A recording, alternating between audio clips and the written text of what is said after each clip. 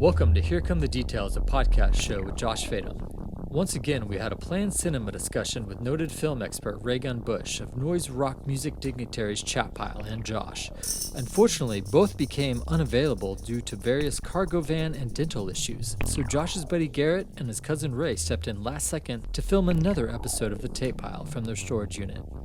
Please enjoy this enlightening discussion in our second installment of The Tape Pile.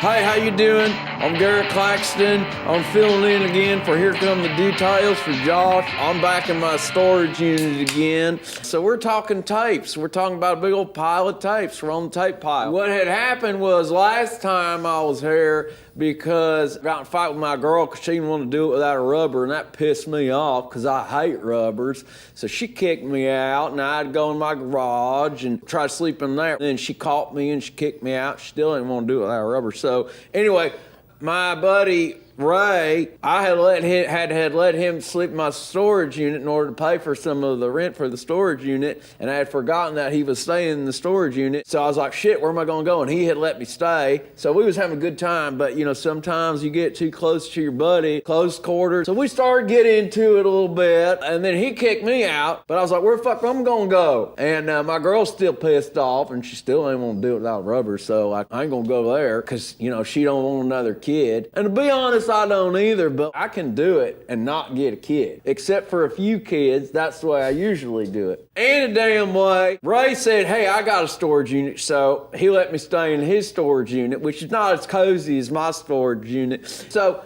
I appreciate, Ray, you let me come back. Well, I'm glad to have you back.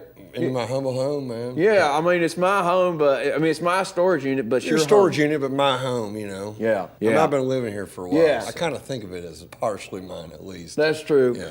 Okay, I shouldn't be like, it's mine, you know, like also because some of these tapes, we got boxes of tapes, you know. It's kind of a family unit at this point. I think so. I mean, you know, we actually are cousins. Well, yeah, I think, actually, I'm your uncle. No, I'm your uncle. Oh, is that what it was? I think so. See, they hadn't told us when we were younger. They were like, oh, this is Ray, he's your friend. That's what they said to me. Turned out my grandma was his ma, but I thought that my sister was his ma. Not my sister, my aunt, my mom's sister. So if you were my sister's son, then that would make me your uncle. But you're my grandma's son. Yeah, I'm Judy's boy. Okay, yeah, Judy's still running around on the town, man. Judy knows how to have a good time. Yeah, she's still out there in Claremore somewhere. No, and then my other grandma's out in Collinsville, and she's doing it up. She's real hard. I know all about that shit, man. Yeah. We don't got to talk about that on your podcast. Oh, I don't give a shit, man. It's Josh's podcast to talk about whatever the fuck you want. Yeah, fair enough, man. Technically, my grandma from Collinsville, blood-wise, you could do whatever you want with her, and it's not going to be a problem if you were to get her to have a baby or something like that, you know? If I were to get her to have With a baby? my grandma in Collinsville, I don't think there's no blood relation.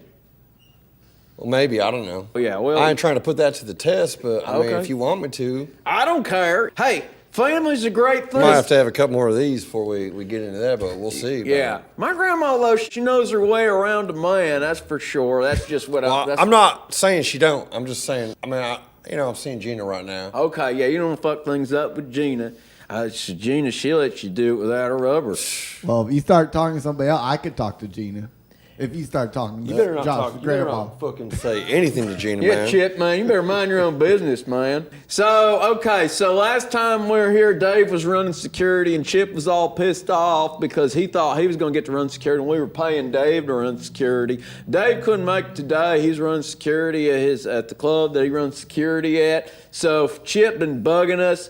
Finally, we're in a bad neighborhood. We let Chip run security, so he's got a big-ass head right now. It's about time. I mean, I'm about stronger than Dave anyway. I can whoop Dave. I have taken Dave a few times. I'm not sure about that. But yeah, I think Dave tear you open, I buddy. don't know anything. So Chip's run the show. Anybody comes in, and then we got Rob over there. He's recording for us. Rob producing this whole thing. Chip, man, Hey, yeah, what's up, Josh? Yes. I mean, Garrett, sorry. Who's Josh? I mean, he's This another guy. usually runs. That's my buddy from preschool. Yeah, I know who you're talking about now, Garrett. Sorry about that. Everybody seems to always forget my name. My name's Garrett. My name's always been Garrett. Sometimes people, if they know me well, they call me Gare, or they don't have enough time, they call me Gare. Chip, man, you've been bugging my ass. I'm doing the best job I think that anybody's ever done. I mean, I know Dave, but I mean, Dave can't do the job that I do. I actually check the IDs. Dave, he just stands in there. Right. Dave checks IDs. I check IDs, and I actually look at the date on there and everything, make sure it's a 1920. Now, when you check IDs, do you take names? Yeah, I take names. I look at the address. I read the middle names, everything. So if someone crosses a line, you kick their ass? I kick their ass. They know that because my dad owns, kicks, the sidelines, the hustles, the tackles. And he owns hustles too? He owns hustles. Well, hustles is a gentleman's club. You got to be a gentleman to go in there. Otherwise, you can't. You get stopped at the door by me or Dave. Okay. Is that gentleman's club, does that mean there's dancers there? Yeah, there's dancers. There's private rooms. There's all kind. There's parking lot. Oh, shit. That's where the real action is. Yeah, and you can get nachos from any of the clubs or the gentleman's club. They got the nachos. They even got did nachos and like perfume dancers mix? They mix well enough. I mean, titties go with anything. What's that? Titties go with anything. If I bought a gift card at Kicks, would it work at Hustles? I think if you get the right girl, if you get patience, they'll work with patience, but it won't work. I know. This is not a guarantee necessarily. They ain't no guarantee. I kind of have to have an in. So the answer is no, basically. Like, I couldn't get a gift card from my dad and be like, well, if you know the certain stripper, you can use this at Hustles. Yeah, and they don't like stripper. So, forgive me. They're dancers. Dancer. Yeah. Exotic. But they take their clothes off. They are stripping their clothes off. Yeah, they're stripping them off. You know what? I ain't going to argue with the dancer semantics. So, Chip, man, last time you was over there, I felt bad a little bit because the pipe was broken, right? Yeah. But this time the pipe's broken over where you're sitting now. Sure, so what the hell? Yeah, I meant to warn you. There's the pipe, we got it patched up on that side, but Fuck we got the pipe patched up on that side, but then it burst on that side. So, you might get some exhaust from because this is a running. This is running. I think it smells good. I'm used to it at this point. Yeah, man, it's like cleaning. It's like fixing your car up. Any damn way. I mean, shit. So we've been watching some tapes, because we got boxes of them that some of them I get mixed up. Which one's is mine? Which one's yours? But hey, man, what's mine is yours. You know what I'm saying? Yeah, no, I hear you. I mean, some of these tapes are different than mine. Yeah.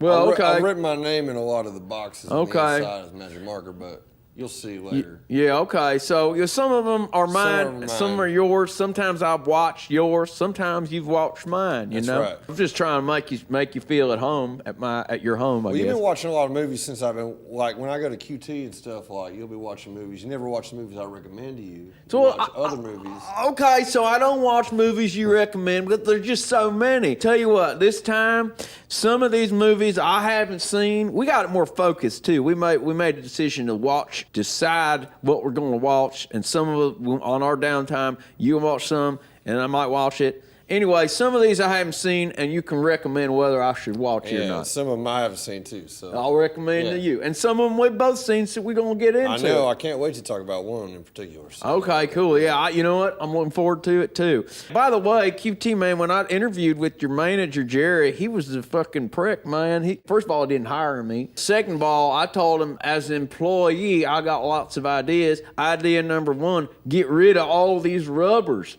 Throw them right in the trash because I hate rubbers. Well, see, that's your problem. You're not supposed to give them ideas. You're supposed to just, impress them and not be like 10 minutes late to your interview.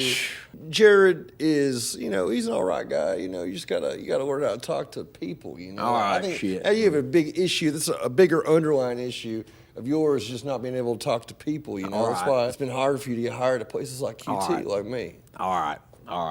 Maybe that's true. Well, man, I'll give him. I'll put in a good word. Maybe put in one more good word. Maybe come in and do another interview. Tell him I was having a bad day. Tell him I was mad about rubbers because my girl that day wouldn't let me. Well, man, just don't say anything about rubbers. I don't usually. Okay, first of all, I don't usually bring up rubbers that much. It's just when I see them, I get mad. Yeah, I heard you. Because I hate them. because they fucking suck. I mean, you agree with me on that. I mean, right? I agree with you. It makes me burn with rage every time I see. Yeah. We live in the real world. We live in the 21st century. We just got to. All right. Maybe I got to get with the time. You know, let me say, one time I was going out with this girl, and she was like, I'm allergic to spermicidal lubricant, but I got to use a rubber. So I just bought rubbers with spermicidal lubricant.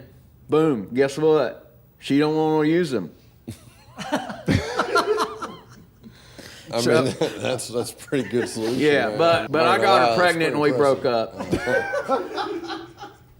Anyway, so what should we start with, huh? I mean, let's start with whatever, man. We might as well start with what's on top? Let's start with what's on top, man. The Inheritors. Dude, I swear to God, next time you have me on this podcast, we're just going to watch this freaking movie. Okay, I hadn't even heard of it, I'll be honest. All these movies honestly kind of represent, like, when we're like a little kid, you know, going to Hastings or whatever, and like just looking at the foreign film section, being like, what are these movies, you know? Yeah, like, right. What are these tapes? You got to read these tapes, you know? Yeah, you got to read. You finally rent one, like, maybe you rent, like, if you're like me, you rent like My Life as a Dog, you know? Yeah, that's why I watched My Life as a Dog. 10 years old or something, you're like, wait a minute, hold on, they're talking a different language here. Yeah, know? What's going on here? But then maybe you're like, wait, they have like, what's dubbing? Maybe I'll get into dub, and you get one, and it sucks, you know? So you got to learn to read the that dubbing I'm like, it's learn worse. To love the subtitles. It's worse when they got some mouth talking that don't match the mouth talking than reading it, you know? I agree. Now, My Life as a Dog by Lasse Hallström, I remember I watched that as a kid, and it made me uncomfortable. You know, like that point when she takes her shirt off and she says, "You want to touch me?" Oh, yeah, man. She was young, and I thought, that made me uncomfortable, you know? I feel like that's kind of a common theme throughout, like, a lot of these movies we've watched and that we're going to talk about. Yeah. You know, like, just for places out in America, you know, like, I mean, sexuality is just treated differently. Yeah, I don't know why, you know. I mean, I was fucking when I was 14, but it made me uncomfortable, you know? No, I hear you, man. I mean... But, hey, you know, those foreigners, they see things a little differently, but they make some good movies. Yeah, they do make some good movies. I mean, did you like What's Eating Gilbert Grape? Have you seen that movie? Yeah, man. I like a lot of Lasse Hallström's films up until Chocolat, where I check out and don't give shit. Yeah, Chocolat I haven't even seen. Did Lasse Hallström direct Snowfall on Cedars? No, that's, I think his name's Scott Hicks. Okay. But that's a beautiful looking movie. Cider House Rules. That's like the last, that's like big the last. In 1999, you know, when it came out in '99, you know, we're talking about an amazing year for cinema. Yeah. What about Once Around? Have you ever seen that movie? Is that Lasse Hallström? Yeah, it's got I haven't seen that Richard Dreyfuss. Oh. I want to say it's like Richard Dreyfuss and Holly Hunter, but I'm not sure. It's that you Once don't know. Around? We're gonna drown here, but yeah, it's called Once Around. It's about a lady that marries this like really kind of like loud, brash older man played by Richard Dreyfuss. Oh, now what do you know what year it came It's from out? 91, man. Okay, so he was still kind Lasse of... Hallström's first American movie. Okay, so My Life as a Dog is Lasse Hallström's coming-of-age film. Yeah. And then Once Around is when he came of age as an American. I mean, kind of. Yeah. I mean, I really think What's Eating Gilbert Grape is like, that's like the real moment where... That's when he like exploded on the scene. And that movie is pretty good. What else he make an American movie? He made this movie called Dear John. It's like who wrote the Nicholas Sparks? It's like it's an adaptation of Nicholas Sparks movie. I remember the TV show with Judd Hirsch, Dear John. Dear John, I haven't seen that. The theme song is etched in my brain. It goes, Dear John, Dear John. By the time you read this letter, I'll be gone. Dear John, Dear John. What year is that from? Gotta be like 89 or something like that, you know, something like that. It was like a Judd Hirsch sitcom follow-up to Taxi. Anyway, Inheritors, what's it about? Who directed it? Man, Inheritors is like, it's directed by Walter Bannert. I never heard of him. I've never heard of him either, but this movie, it's just like... Thomas is a loner.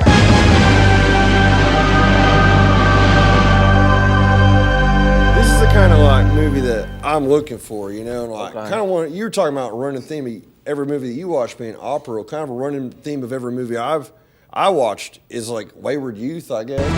The Inheritors. The threat is real. You know, like Runaways and stuff like that. And this is Except he's fallen prey. This is kind of a great To movie. a legacy of hatred passed on from one generation Kind of a precursor to movies like to the next. The Believer or something like that. Yeah. That Ryan, have you seen that Ryan Gosling I haven't movie? seen that one either. I know it was Henry the Bean. Gauls is one of the first things that got him to be respected. Yeah, it is. That movie's good, man. That has a weird, surprising role by 80 Miles. He's in like... Oh, the comedic writer? The comedic writer in like a serious dramatic turn. I think you just said, I'm full-time writer when Jimmy Fallon became a Tonight Show host. Oh, yeah? Yeah. Yeah, I have no idea what he's up to, but I do love him in Wet Hot American Summer. He's funny. But anyway, this is just kind of like a youth exploitation movie. Get a good shot of that. Yeah. Let's put it right here. Yeah. And You see that, Ian? You get a good shot of that right there? Sure to check out that youth restricted sticker. Are you filming that with your phone? Because shit. This was a Blockbuster copy, so it's got that youth restricted sticker. You know, it is unrated. People always say that Blockbuster had only R-rated movies. That's not true, though. Yeah. You could sometimes find movies like this. Yeah. They would never carry something that actually said NC-17. People used Although this would be NC-17 if it was rated. Okay, now is that to sexuality or to violence? Well, it's more like controversial themes and showing like a child engage in like neo-Nazi behavior and stuff like that, but also just at home. The trouble at home. He's kind of an abusive prick, you know, and like it's definitely kind of an exploitation movie, but it's like extremely well made. Yeah. And I think it's awesome, man. I've had that tape for a long time. So you would recommend this one? I would highly recommend. You say it's so good, it's like doing it without a rubber. I'd say it's like definitely doing it without a rubber. All right. Check out the Inheritors. That's all you got to say. Okay, so I'm going to put this on my watch pile, The Inheritors. So, I don't know, what should we get into next? I mean, why don't you pull out one? Okay, or let's you see want here. me to pull out one? All right, so I'll start with this one here. This one, Zhang Yimou's Ray's the Red Lantern. Ian, get a good shot of that. Ian, get a good shot of that. We're in there. Ian, get a good shot. All right. Okay, you get a good shot of that? Okay. So, Ray's the Red Lantern. Who'd you say made that? Zhang Yimou. Zhang Yimou? Zhang Yimou. Okay, I don't know that person. Okay, Zhang Yimou, he's got, as best I understand it, he's got an interesting story as a tape maker. So he made this tape, Raise the Red Lantern, in 1991. It got Best Foreign Movie Academy Award in 1992. It won Best Foreign Movie? It won it, yeah. From Italy, Mediterraneo, Gabrielle Salvatores. From Hong Kong, Raise the Red Lantern, Zhang Yimou. And the winner is Italy. For Mediterraneo, accepting the award, the film director Gabrielle Salvatore. Man, I gotta say, I was trying to watch that tape after you saying this was good, and it stopped working after 20 minutes. Man, that fucking sucks, man. Hopefully I didn't get the last watch out of it. Yeah, you know what I mean? I don't know what's going on, man. It just turns to like white. That's too bad. Yeah, because I watched it and I was like, man, you got to see this tape. I think it's worth watching. Man, we're going to have to hunt down another copy. I'll find another tape. I bet you there's two of them because, I mean, it was Academy Award winner for Best Foreign Film in 1992. Italy. For Mediterraneo. So they like, probably like bought some at the flea market, when it was liquidating a video store. So, okay, Zhang Yimou, he's an interesting director. People of modern recent times might know him for making those kind of like historical epics like Hero, which are kind of like more China-based crouching tiger, hidden tiger, crouching hunter, you know what I'm talking about? English? Crouching tiger, hidden dragon. Yeah, crouching tiger, hidden tiger. So you know how it was kind of like there was after that movie was a slew of knockoffs. And he made like that House of the Flying Daggers movie, right? I think he did. And he made The Great Wall with Matt Damon, right? That's what he did make that piece of shit looking movie. Yeah. So those movies, as far as I'm concerned, they just look like Chinese propaganda. I haven't seen them. Have you seen them? No, I haven't. No. Do you think they look like Chinese propaganda? I mean, maybe. I don't know. They could be good. I could be wrong. I'm sorry, Zhang Yimou, if I'm wrong. But my understanding is he made a bunch of movies in the 80s and 90s that were critical of the Chinese government. And everybody in America and across the world said, this guy's great, this guy's cool. And one of them was Farewell, My Concubine.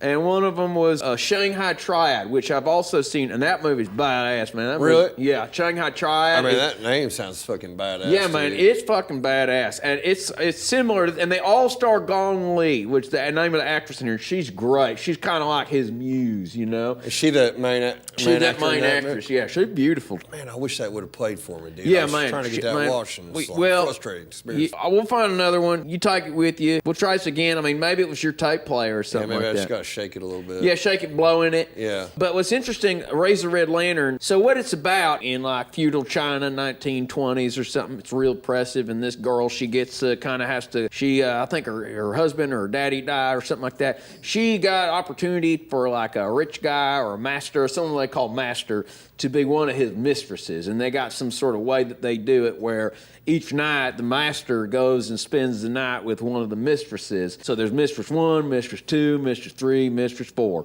So she's fourth mistress. Right. And right off the bat, she meets this girl who's like a servant girl, and she's rude to her. She's like, who are you? Are you the fourth mistress? She's like, yep, I'm fourth mistress. And the girl's like, psh. And so Gong Li's like, well, fuck you then. Like, you're going to be rude to me. Why don't you carry my bag into my room, you little shit?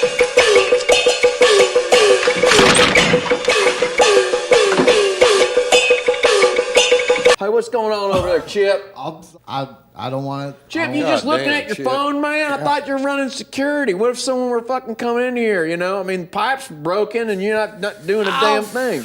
Are you bored by what we're talking about here? I don't want to start anything. I don't want to start Well, fighting. I'm starting it, Chip. How come you're not talking about movies like Roadhouse, Little Big Daddy, Little Nicky? Man, we don't. We watch Roadhouse a lot. We had to get in the 4 movies. Man, Have you been fucking listening? God damn. Yeah, man, Chip, you ain't paying shit attention. I like movies with Sylvester Stallone and Adam Sandler, just real actors. Me too. Well, maybe next week we'll talk about Big Daddy so Chip can have something to say and he don't take these loud phone calls. Chip, I bet you anything that Sly has seen Raise the Red. From Hong Kong, Raise the Red Lantern, Yimou. Yeah, man. I bet he loves this movie, Your man. buddy Sly, he likes fucking movies with all kinds of cool shit in them, okay? Go watch one interview with Sly talking about cinema. Well, I'll tell you what, Rambo is one of the best movies. The second Rambo. No shit, Well, Chip. no one's contesting that. Man. No one's contesting that, Chip, but we're talking about Zhang Yimou and Raise the Red Lantern. Anyway, Raise the Red Lantern. Well, some of the fascinating things going on with this movie, they almost never show the master's face. Yeah. Did you notice that in the first few minutes you watched? Just from the first 20 minutes, I could sense that maybe that was going to be like there was a running theme throughout the one movie. shot you can't see his face, but it's in the wide. I hope it's not a spoiler for you or anything. No, I mean, I don't believe in spoilers, actually, man. You don't? I don't. So if someone said this happens at the end, you'd be like, I don't give a shit. I'm going to watch it or not watch it? Man, sometimes you got to know. I more believe that, like, if a movie's good, it's going to be good anytime I watch it. You know, I mean, obviously, it's kind of be a dick move, like, if like The Sixth Sense had just come out and I walked out and I was like, Bruce Willis is dead. Yeah. And by the way, that would be like, that's fine. I think he said that. Like, if you ain't seen Sixth Sense, that's on you. yeah, it's like 25 years old. Yeah, so, man, you had your chance, you know? An example I always think about is like, I was never going to go see that Darren Aronofsky movie, Noah. Oh. Right? I ain't seen that probably won't. I was like, never going to go see that. Okay. But my friend was like, man, before it leaves theaters, you should go see it. Because like, they're not showing this in trailers, but there's like rock monsters that like Noah's like talking to, and they like build the ark, and it gets like real magical and stuff. And I was like, "Are you fucking kidding me, man?" And I went and saw it, and like, I'm glad I did, man. Like, I actually kind of like that Noah movie, dude. I didn't even know that about Noah. I mean, I like that rock monster never-ending story. If you like that rock monster, man, you should. It's like I've watched Noah's There's like rock 10 monster. of those building the fucking ark, man. Shit, man, and that happened in the Bible. I mean, I don't know. According to Darren Aronofsky, it happened in the Bible. So that's like, I was kind of confused about why he would make that movie. I mean, I still don't totally know why he made that movie. Yeah, he's weird, huh? But at the same time, I'm like, you know, like that's pretty cool. If I was the one running, if I was Universal or whatever, if I was running the advertisement for that, I would let people know that there's like something cool like that. Yeah. And not hide it, you know. Yeah, why So, are you like, sleeping on the rock monster advertisers? I think we're all a little too like afraid about like spoilers and stuff like that. That's true. Okay, I think it's like I'm willing to shift my perspective. You know, if it's something I'm real excited about and I just really care, it's like, don't tell me what's going to happen. But if you were to say something's going to happen and it's going to be something, then I'd be like, all right, now I'm excited. Don't tell me what it is. I want to have that experience myself. Do you ever feel that way? Like, I guess you said it. You articulated it well. Yeah. I mean, Yeah, exactly. Yeah. Like, if it's like The Sixth Sense or something, it's like, man, you're going to go want to see it because there's like a good twist at the end of that. I'd be like, oh, okay, well, don't tell me about it. I'll go enjoy it, you know? But Yeah. like, it's not a twist that there's like rock monsters in the movie. Yeah, yeah, like, that's not a spoiler. That's like enticer. Yeah, indeed. Yeah. Indeed. Yeah. So, Raise the Red Lantern, just to get it out of the way, talking about Raise the Red Lantern, it becomes about this oppressive experience for Gong Li's character as the fourth mistress, and they put the Red Lanterns on, and all these girls love the Red Lanterns when the master's going to spend the night with one of the mistresses, right? Right. And they also get a really badass foot massage, you know, anytime the master's going to spend the night I with know, them. man. I was watching it. It's like they were like acting like it wasn't good, but it was like, man, that looks pretty good. Yeah, I know, want yeah. somebody to beat that thing against my feet. It's all this just almost Shakespearean inner workings between like who's acting like a bitch and who's acting like a nice person, and is the nice person actually a bitch, and is the bitch actually like super down to earth? You know what I mean? Yeah. And so, you know, Gong Li, at some point, I'm not gonna lie, she turns into a real bitch, you know? But because we're seeing it from her perspective and seeing how oppressive it is, like, you can't blame her. Yeah. Like, anybody would turn into a bitch in that situation. So, his trilogy, Farewell My Concubine, Raise the Red Lantern, Shanghai Triad, they all feature Gong Li as someone in an oppressed situation in Chinese history who kind of turns into a bitch and has a hard time. I mean, but they're all, I haven't seen Concubine, but they're all great, according to, like, this is the type of movie that, like, you know, maybe not my grandma, but like, Chip's grandma might go see when it came out and say, like, we're going to see a foreign film, Chip, you want to come? And Chip be like, no, I want to see Lock Up. You know what I was thinking of? One of the worst things that happened to a movie when they advertise a real badass actor and then he's not being badass in the movie. Okay, like what's an example? Like you see Arnold Schwarzenegger's on the poster, but his muscles ain't in the movie. It's like Junior or whatever. Yeah. Yeah, they What didn't about show his Oscar? muscles. Oscar, I saw Oscar in the theater. I saw it in the theater. Saw it in theater. Yeah, I saw it in the I theater. saw it on VHS. I didn't see it in theater. Yeah, I saw it when it came out in theater. Probably due to watch Oscar again. Yeah. It's been a while. Anyway, I mean, bottom line, Raise the Red Lantern. It's interesting, like something, a question I wanted to ask you. When you think about a movie, you watch a movie, you evaluate a movie, are you evaluating it strictly on how you felt about it, or are you also contextualizing it based on when it came out? Who made it? What's going on with their body of work? How it was received or wasn't received? You know what I'm asking? Well, yeah, absolutely. And also, is this good within like the genre or whatever it's trying to do? Is this exceptional within that realm? Yeah. Too, you know, like absolutely. I mean, lots of it go into it. I do use my heart a lot when I'm going in for my Heart rating, first you know? is what you say. I'd say heart first, or heart lifts it all up. You Yeah, know, like, yeah. but like all of it's being considered. Absolutely. Yeah. And just to get before we get away from it, Sure. like what I love about these foreign films, and what I think we've lost a lot in America, especially now, is like just getting into characters and like understanding characters, people that marginalize people. So, Yeah. like, a lot of these movies, not Emerald Forest necessarily, we haven't got to that yet. Yeah, we've gone that yet. Depict people that, you know, aren't living with money that's never explained. You know what I mean? Like, Yeah. everything has like class consciousness. Let's put it Yeah, that way. yeah, you know? yeah. Which I really appreciate. I Yeah. think it's like cool. I think character studies. There's not an American movie this year that can step to this Inheritors. You know, in terms Yeah. of like what we're getting out of a character, like the depth we're getting out of characters. And Yeah. stuff. I mean, I don't know what the magic we've lost is Yeah. necessarily. I'm having a hard time articulating that, but like. I haven't I do figured it feel out like either. These movies, these foreign movies, I kind of blow my mind. I'm like, man, can we not get back to something like these? Would seem like the good old days now. Absolutely. I mean, you know? this is like 35 years old. So Yeah, man, this is like super old. Yeah, I mean, Raise the Red Lantern, I say, okay, when I first started watching, I was like, it's kind of slow, you know, but I was still enjoying taking it in. Like I was kind of in the patience place where I thought I can do it. Patience, kind of like that dancer. That's what, yeah. That's what she was thinking? Yeah. You know, I was kind of in the place of patience. And maybe Patience might want to watch a movie, watch some slow cinema with me sometime. Maybe.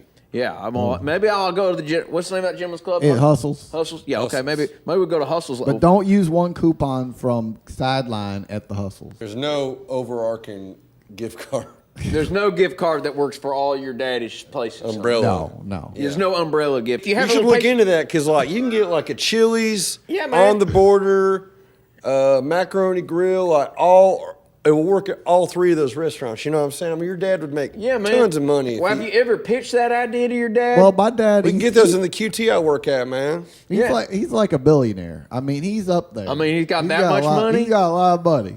He got three sports restaurant franchises and a gentleman's club. But we're rich men. We got these tapes. Yeah, man, he's got these tapes. Ask your daddy if he's seen a Zhang Yimou movie. Oh, one more thing I want to say about Zhang Yimou. Yeah. Okay, did you ever see that tape? I think we got it somewhere. And it's this cool thing where all these renowned filmmakers from all over the world made these 20-second, 1-minute something shorts with a Lumiere film camera. Oh, no, I haven't seen that, but like when you're looking up directors and stuff, like IMDb and shit, you'll like, there's so many, like you said, it's like 100 directors or whatever, like so many like top names and shit will be like, they're co-director on this one Lumiere movie, like. But no, I haven't seen it. Okay, yeah, this will blow your mind. I'm gonna spoil it for you. Zhang Yimou made one. This is what first kind of got my attention, made me think. Did you get a shot of that?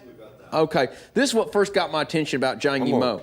Take that. Man. Okay, yeah, you take it. We're gonna see if that works. So what got my attention first about Zhang Yimou, I was watching that tape of Lumiere shorts, and it gets to this one, and it says by Zhang Yimou. It's actually shot on the Great Wall, and it's this period piece, you know, and they're wearing these old antique Chinese costumes as if it's like whatever, some historical terracotta type time on the Great Wall of China, and it's this girl, and there's this guy, and she's got the long dress, you know. Something happens, like the music changes, and it turns into that, you know, remember that Cobain guy? Kurt Cobain? Yeah, remember that Cobain guy? Yeah. Killed himself? Yeah. So he's got this song, I guess it's one of the more rare ones, called Aneurysm, right? I mean, it's Stone's song, but it's not the biggest hit. Yeah. But that song's pretty badass. Yeah. All of a sudden, Aneurysm comes on, and the people on the Great Wall tear their clothes off, and they got all these rock and roll clothes, and they just start dancing to Aneurysm.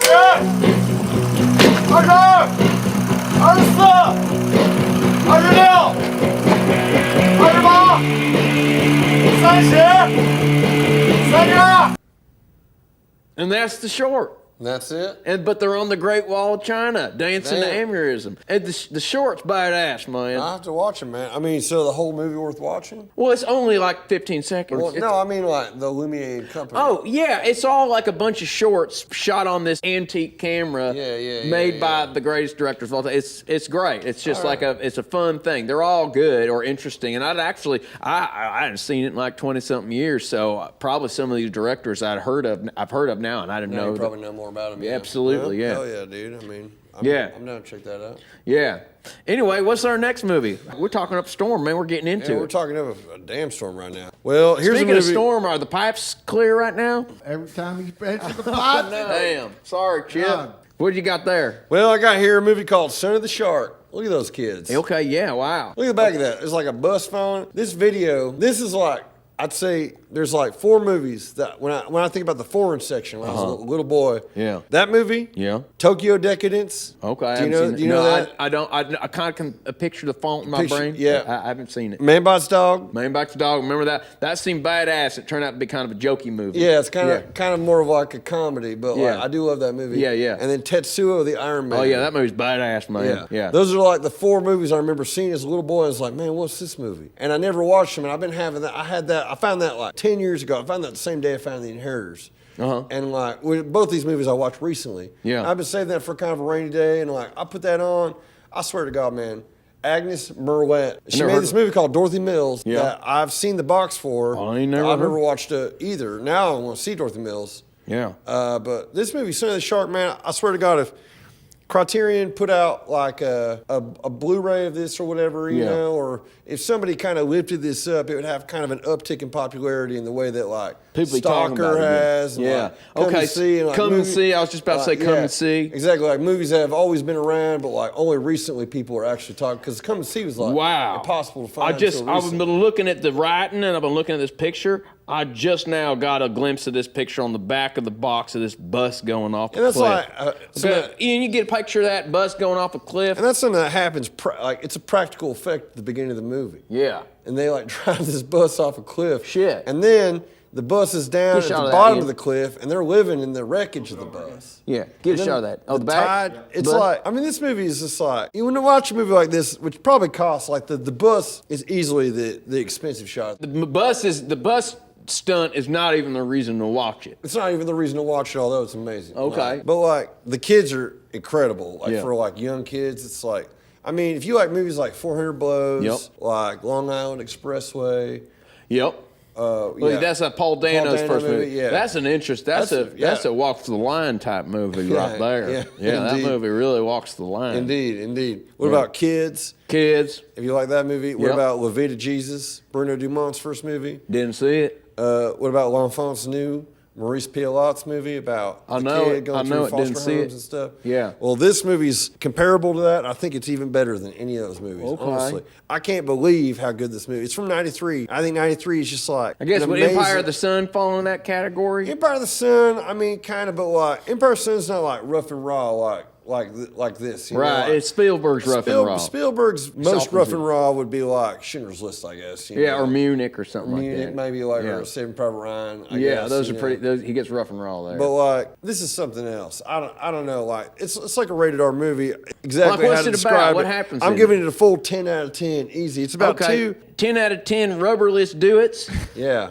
Absolutely, man. This is like Mariner, you know? and like Okay.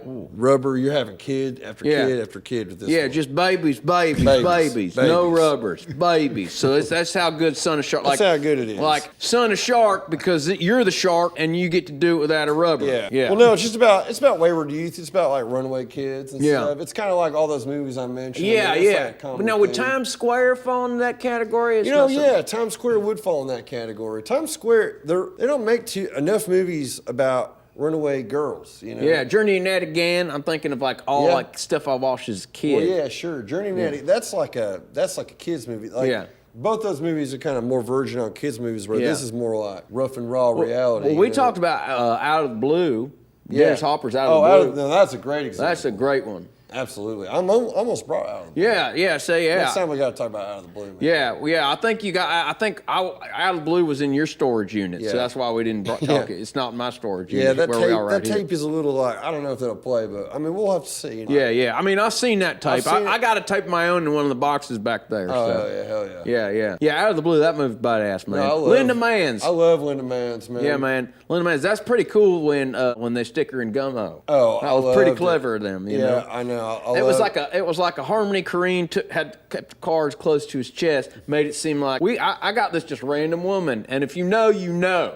If you've seen And then Days of Heaven, if you've seen Out of the Blue. Yeah, The Wanderers, Yeah. Out of the Blue. And then I think David Fincher stuck her as a cameo in The Game, probably the same year. So, Yeah. you remember that? I don't. So I'm she's sorry, got a cameo in The Game. I don't love The Game, man. The Game is like too much like bait and switch. Too many twists. Like, At who the get end, like. it's like, actually, it is a game. Well, actually, no, it's not a game, but it is. But I'm with no, you. It's not. I'm It's with like, you. God damn, you know, I'm with like, you. Yeah. Enough of this. Yeah, like, all right, so, and what is it? You're stressing this guy, you're stressing this rich guy out. Yeah. And you're stressing me out. Yeah. Yeah. And then you made Panic Room, which is about a rich woman being stressed out. Well, I actually think that's something that's interesting about David Fincher. He likes to torture, like, yuppies.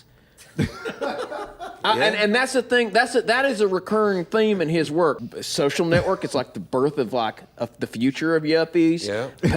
Panic Room. All his music videos. Cold Hearted Snake. Paul Abdul. That feature all these dancing sexy people sweating up a storm, rubbing their bodies while these yuppies are sitting in chairs. You know, like ooh, they're a little too sexy. Janie's Got a Gun music video. Aerosmith. Oh, he directed that? Yeah. That Janie killed the daddy, and daddy was a yuppie, you know. And, yeah, where like if you're listening to a song, you're kind of thinking like you're not thinking yuppie dad, but like that's how they made it. In the say it video. again? You're not thinking yuppie No, dad. but the you're music just video. listening- Yeah, the music video. Yeah, music video. Absolutely, yeah. Yeah. And the killer at the end, you know, the killer's talking to like a yuppie guy, like a rich guy. Yeah. But like and the seven is yuppie torture for the sure. yuppies live though, you know, like always, like pretty much they always prevail, you know, for the most part. Yeah, I mean, so I guess it's debatable. Is David Fincher pro yuppie, or does he like to torture the yuppie? You know, is he just like to see him?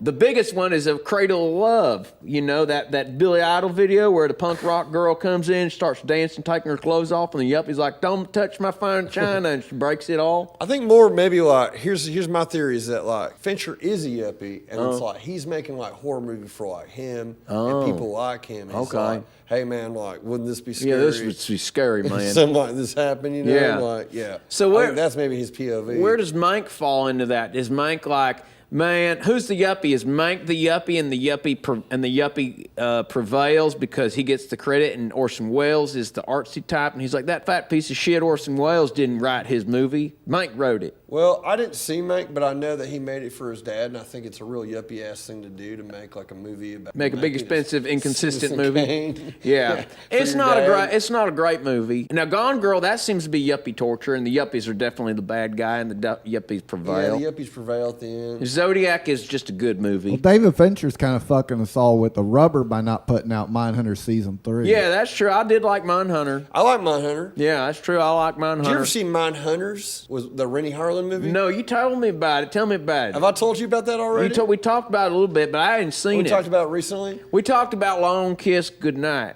Goodbye. Good night?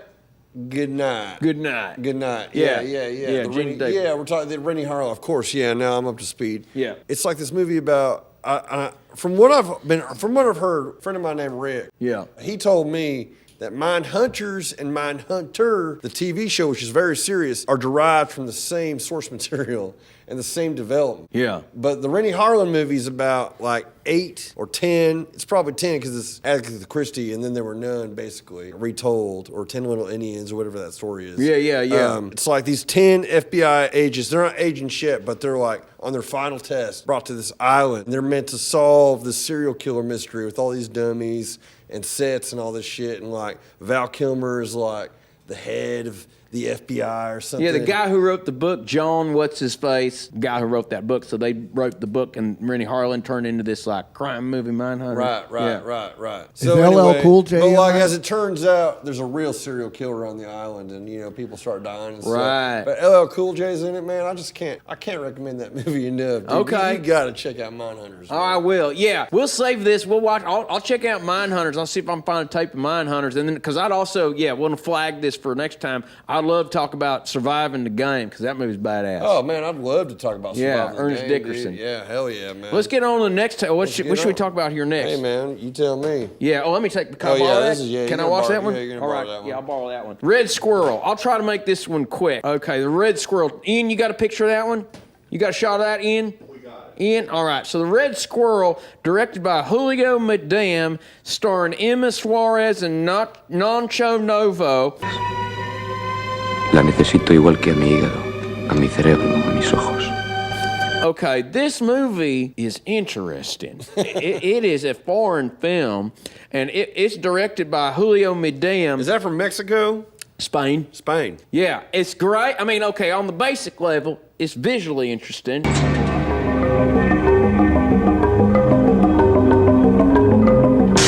Stage, and it just looks nice, you know what I mean? It's directed by Julio Medem, who you might know as the director of Sex and Lucia, which is a movie that, like, if you're with your girl and she wants to watch some sort of foreign tape, and she says, let's put that on because we don't have a nice time. And I'm like, can we just get on with it and do it without a rubber? And she's like, God damn it, I want to watch Sex and Lucia. I'm like, looks boring. What the hell are you doing? Try to look up something about the pipe. Are you going to fix the pipe? Try to find something online and try to figure out what's making all Oh, man, smoke Chip, come out. give me a fucking break, man. I'm trying to talk about the Red Squirrel. You Sorry, seen Garrett. Sex and Lucia? No, I was waiting for y'all to talk about some movie like Big Daddy. Well, we're I've talking seen. about the Red Squirrel. So, I've never heard of the Red Squirrel. You heard the Red Squirrel? Not once in my life have I heard of the Red Squirrel. I'll be honest, I had not heard of it neither. And when you look up just on IMDb trivia, and who knows if you can believe IMDb trivia, IMDb trivia is saying that Stanley Kubrick loved this movie so much that he bought the personal print of it from Julio Medem. And then he also recommended Julio Medem write the Zorro movie for Antonio Banderas. Whoa. Yeah. But Julio Medem turned it down because he wanted to make personal personal movies. But this movie's okay. It's weird, you know, and in that same kind of subject of like the foreign sensibility. So it starts off like a girl, this guy, he's forlorn. He's a musician who's like a failed musician. He's thinking, I'm going to end it all. I'm going to jump off this bridge onto this beach, you know, as a far drop. And then as he's thinking he's going to make the jump, a motorcycle girl rides her motorcycle off another part of the bridge and crashes into the sand on the beach. And he says, uh-oh. And he goes down there and he starts talking to her, says, are you alive? You okay? You okay? And she's kind of out of it. And the ambulance comes. He gets in the ambulance and he starts lying and saying he's her boyfriend. Sort of like thing you shouldn't do. She believes him. And she's got amnesia, which, okay, amnesia, that's a whole other topic we could flag. Do we believe amnesia, you know? Yeah. Like amnesia, it's a movie convention. Like nobody really gets real deal amnesia where they forget who they are. Yo no me llamo Lisa. Viene de Lisa, pero yo siempre te he llamado Lisa. But it becomes questionable whether she actually has it or not. But they start having this affair. And I'd say the first hour of the movie, it's just kind of interesting and weird. And you're just kind of going along with it. And then I'd say the last half hour, I mean, some shit happens where it just turns the heat up. And you're like, damn, this is downright without nudity erotic. Y que me levantes del suelo. You know, this is just like uniquely erotic. So you definitely say this is without a rubber. This is without a rubber. I'd say by the end, but then it also gets real. Can I spoil something for you? Please, spoil it. Okay, I'm going to spoil something for you. It culminates to an ex-boyfriend showing up, right? And he's like, I love her so much. You can't have her. I love her so much. And also, by the way, the two main characters, gorgeous. The man, super handsome, got a real European face with a strong nose. Yeah. The woman, she's hot, man. Yeah. She got blonde hair, big boobs, great ass. I mean, but they don't show that much nudity. You only see it like kind of like from certain angles. No, I hear you. But you gotta keep it classy. Yeah, they keep it classy, but it's still erotic. Well, that's the beauty of foreign film. This movie is erotic. Like I was watching, I was saying, damn, I'm getting kind of like, I'm feeling, but in a way that's like not just about that, like I became engrossed. So anyway, this boyfriend shows up, right? And he's so mad, and he's like, I'll show you, you know how much I love her? He pulls on his face, he pulls out a pair of scissors and cuts a piece of his face off. Whoa. That's what I said. Hello. I said, that's fucked up. I was not expecting that out of this movie. Is that like the end of the movie? Kinda. Damn. I mean, not the very end. It's close to the end. But I was just like, I got to tell someone about it. Because, like, you know, it's that kind of thing where it's like, that's the rock monster. You know, like, you got to know. No, like, this movie, you don't know what you're going to expect from it. I got to see the Red Squirrel. So you got to see the Red Squirrel. That reminds me of that. Have you ever seen that? I can't remember the name of it. There's like this Gerard Depardieu movie from like 1976 where he's like, trying to like be a dad to his kid, but like he's divorced. My Father the Hero? It's not My Father the Hero because like at the end of the movie, he can't have his kid because it's like a really like French 70s movie where his sexual prowess is getting in the way of him being able to like have custody of his kid. So he cuts his dick off at the end of the movie. No, I do not know that Gerard Depardieu movie. Well, you should check out that movie. Okay. We got to look up the title of that one, man. Maybe we should do that might be in that box over there, but like. Maybe we should do a full episode on like body mutilation movies. I mean, hey, I wouldn't be opposed, honestly. But that's crazy that I didn't know there was a movie where Gerard Depardieu cuts his dick off. He does. It's like with like an electric like turkey knife, if I recall correctly. Jeez, like he puts his. Do we see the dick? Do we see his dick? Yeah, no, it's like a full. You see, like it's a shot. Like everything. Like. So he flops his dick on the table and he takes. I mean, he's like standing there and he just like pulls his dick out and he like cuts it off. So obviously it's a prosthetic dick. Well, no, yeah. But you think he pulls his real dick out first and then they put the prosthetic one in there? I can't obviously. remember, but I'm thinking that like there's like no chance you like don't see his real dick in that movie at least once. Yeah, Gerard Depardieu. I saw a trailer for a Gerard Depardieu movie, and first, obviously, when I was a little boy and I see Gerard Depardieu, I say he's this big, goofy-looking French guy. I know that like a few years prior to becoming a big, goofy-looking French guy, he was like a hot, like he was like good, he was like a sex symbol. So someone wanted to see his dick. I know, like you and me, basically, like. We're probably introduced to him with 1492 Conquest of Paradise. The Cyrano de Bergerac movie. Yes. Yeah. And then Bogus. My Father the Hero, Bogus. Yeah, Bogus. Yeah. Yeah, Bogus and Green Card. Oh, Green Card, yeah. No, you're right. Yeah, you're right. Yeah, Green Card, Annie MacDowell. Is there Annie MacDowell, Yeah. I like Annie MacDowell. I've always had it in my brain that Annie MacDowell sucks. But you saying that, I'm an open-minded guy. Maybe Andy McDowell up for reevaluation for me. I mean, what do you think she sucks in? Do you not like Sex, Loss, and Videotape? I think my mama used to say I don't like Andy McDowell. Yeah. And so I was like, all right, well, I love my mama. My mama don't like Andy McDowell. I'm with my mama. Fair enough. I hear you. Yeah. I mean, I actually don't know what my mom thinks about Andy McDowell, but I've always I loved Multiplicity when I was a kid. I mean, I know that movie probably didn't hold up, but like that one and Hudson Hawk has always been like a big movie for me. Yeah. Personally. Hudson Hawk is a strange one. It's a strange movie, man. It's a strange movie. I mean, Andy McDowell kind of is like glue that holds that movie together. You know. Why don't should we skip to Diva? Should we just skip to Diva? Let's skip to Diva. I'm itching to talk about Diva. Jean-Jacques Beineix. Beineix. You know how I say it? I'll look it Beineix? up. I looked it up. It's pronounced Beineix. Jean-Jacques Beineix. Jean-Jacques Beineix. So wait, tell me what you know about Cinema Du Look. Cinema Du Look, from what I understand, is a movement kicked off by this movie right here. This is a kickoff. Where it was like some French, critic or something that came up with that. Which means the cinema of the look, where like it's all about the look. It's all style. Like this movie is incredible, but it is all style. Yeah.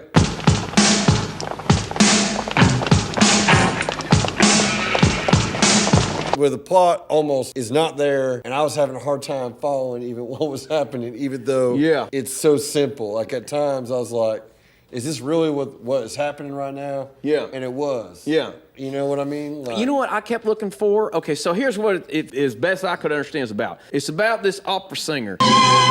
She got a beautiful voice. They call her Diva, and the movie's called Diva. And there's this young guy, and we'll call him like the postman. I can't remember if he's even a real postman or not, but he rides around on his little postman's back, and he steals. It almost like it doesn't matter if he is or right. Not. Don't matter. No, he's. I think he is. Yeah. Within the reality of the movie, but like truly doesn't matter at all. So okay, we got him. He's obsessed with Diva, right? He goes and he says, Diva, I love you. Diva, you're cute. I love your voice. He secretly is good at recording. Diva don't want nobody recording her voice. He records her voice and records it pristine, right? Yeah. So he's got this tape of Diva's voice. That like people fucking want. Yeah, and she don't want anybody hearing her voice except for the live experience, right? Yeah. Meanwhile, there's this secret man of power who's doing something wrong, and there's some lady, mysteriously, she knows something about it. We don't know what it is yet. She gets killed at the beginning. She's got a different tape of some secret confession accusing this guy of doing these things. They're chasing her. Bad guys are chasing her. The guy, what's the actor from who's in a lot of those movies, and he kind of looks like a frog. You know that actor? What's his name? I'm blanking on it. He's in all the Junot, the Jean-Pierre Junot movies, and Alien Resurrection, and Amelie, and he's in all. Anyway, he's kind of like a punk rocker assassin, and there's a guy in a suit assassin, so they're hired, and they're chasing her. And so that dude, he plays the punk rock assassin guy. He's like all the clones in City of the Lost Children, right? That's right. He's like in all the Junot movies. Yes.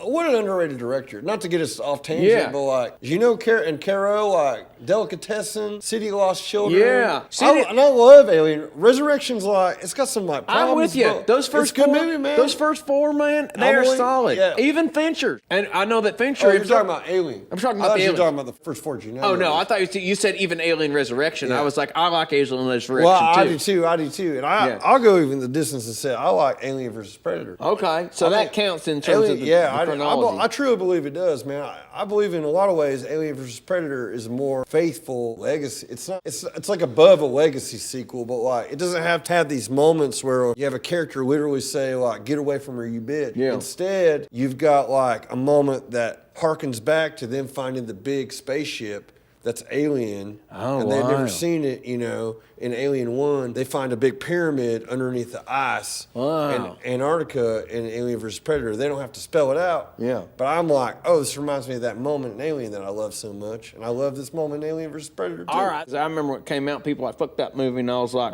shit. Man. Well, back then, we had that hill to die on about, like, why are they making every movie PG-13 instead of R? Like, I want this movie to be R. Yeah. But now that we're older and wiser, I hope, I can watch it with more mature eyes and realize that's pretty good, you know? Yeah, you know, PG-13 don't have to be the death sentence. It don't necessarily mean it's bad. Yeah, and neither does it being directed by Paul W.S. Anderson. Some days I like W.S. more than T. Yeah, people piss on W.S. a little too hard, I think. Yeah. I think they were too tough on that guy. You know what I'd like to see that I've never seen? Soldier. Soldier, man. That's never seen like, it. Soldier is kind of like a sidequel to Blade Runner, if I recall correctly. Oh, okay. See, I got to watch Soldier. Chip, you seen Soldier?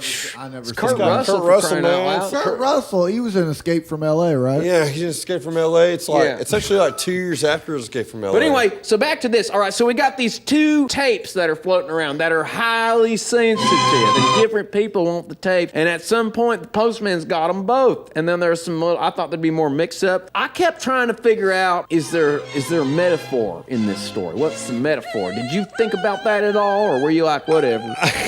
You know, I did. Honestly, I thought about it. I thought about it a good long while. Honestly. Yeah, I didn't read the reviews. But or I not. honestly don't think that there's much there. You know, I think it is purely style. I think it's like kind of a genre exercise. In a way, but there's some noirish elements to it for sure. This comes after like Melville. You know what I mean? yeah, absolutely. But it's like this is pure like pop at the same time. You know, like I mean, the aesthetic in the movie is 1982. It seems like if it were an American film, I would, and I'm pretty good at guessing, I would think 1986. To me, that just tells me this stylishness is ahead of the curve. I'd even say like 1990 or something. That's what I was saying when I was watching this. I was like, because like France with The New Wave? Yeah, the French New Wave. yeah, Thank yeah. you. Breathless comes out in like 1959, right? Yeah, yeah. And like basically like America's not like up to that level until about like Midnight Cowboy or something like 1969. Yeah. You could say like The Graduate, Bonnie and Clyde, stuff like that. But Yeah. those movies still have like one foot in the old way, in my opinion. You know, Even Bonnie and Clyde? I feel like Bonnie and Clyde still feels a little dusty. You know? Like, I watched it kind of recently. I watched it recently, about a year or so ago, and I thought it was bad. And you know, I'll say I was expecting to think this is going to be disappointing, and I liked it more than I remembered. I think it's badass. And I mean, that's an example of like, okay, so that ending, you know, he gets shot up and it's all violent. By today's standards, we don't really think much of it. But if you think of it and you watch it in the mindset of this had never been seen before, I personally can enjoy a little more than like if now I'm like, show me something and impress me, watching it with the context of the time. Right. Rewind and wait. So back to Diva, the couple things. So Garrett, I don't mean to cut you off, but I think they're going to lock the gate on us at the storage unit tonight if you don't. Oh, wrap shit. it up a Okay, little so bit. how much? What do we got? 5? Yeah, I'll give you 5. Okay, we got 5 minutes. All right, so they're about to lock us in goddamn. here. Yeah, I got to get these guys out of here. Okay, so for 5 minutes, I guess we'll say Diva. I thought it was great. A couple other things about it. There's a cameo from French porn star Bridget LaHaye. Who's she play? She's that. Remember when there's that woman walks over the gate and the wind blows up and her dress shows up and you see her panties? Oh yeah. That's that porn star Bridget LaHaye. It's a cameo. Anyway, tell me what else you thought about Diva. I just loved it, man. I read Roger Ebert's review of it, and in his review, he says that Pauline Kael, who I did not read her review of it because her stuff is a little too smart for me, honestly. You know, like, but she compared what's his name, Beineix. She compared him to Orson Welles. Okay. And She just liked said- making bold statements. I think. She did like making bold statements. But what she was saying, and I kind of agree with her, is that it's just like a visually like sumptuous movie. Like it almost doesn't matter what it's about. Yeah. Because it's such a delight to watch. Yeah. Like every shot is so beautifully composed. That part after, as soon as Diva says, like, no tapes, and he leaves, and 2 of those cops are following Postman, there's a whole sequence where it's just like chased down the subway. Yeah, and that was what's- just like breathtaking, every shot. And that music, what's that like? That like drum?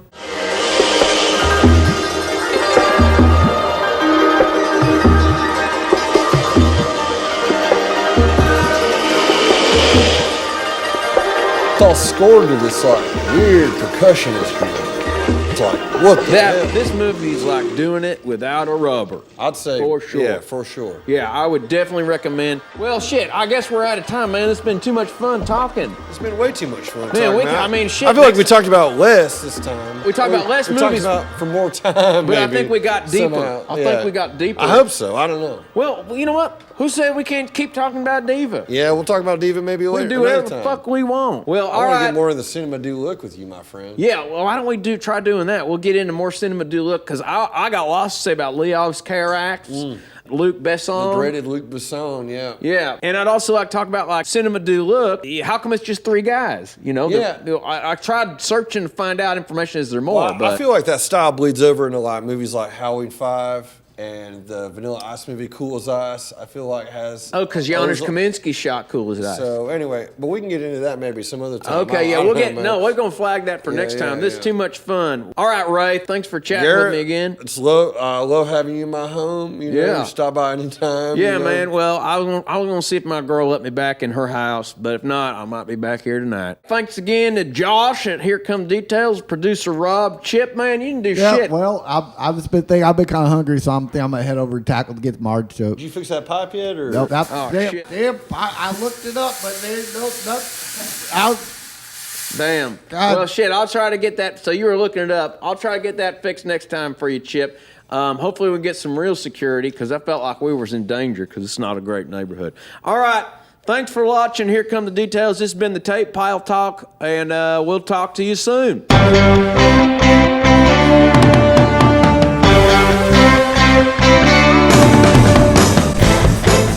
Thank you for listening to our second installment of The Tape Pile with Garrett and Ray on Here Come the Details.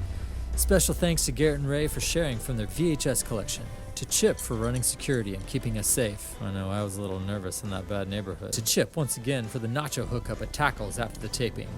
Very special thank you to Ian Upton for filming. And Juliana Beckett for tape pile title design. Also Vera for tattoo work. Extra special thanks to Ian Upton, Nate Brown, and Sam Brown, the Trailer Boys. Please continue to spread the word via DMing your homies, liking, subscribing, and don't forget to call your mom. We will get Raygun Busch rescheduled very soon. For now, you can catch Chat Pile on tour of the West Coast before they head on to Europe. We'll leave you with a track from their latest album, Cool World.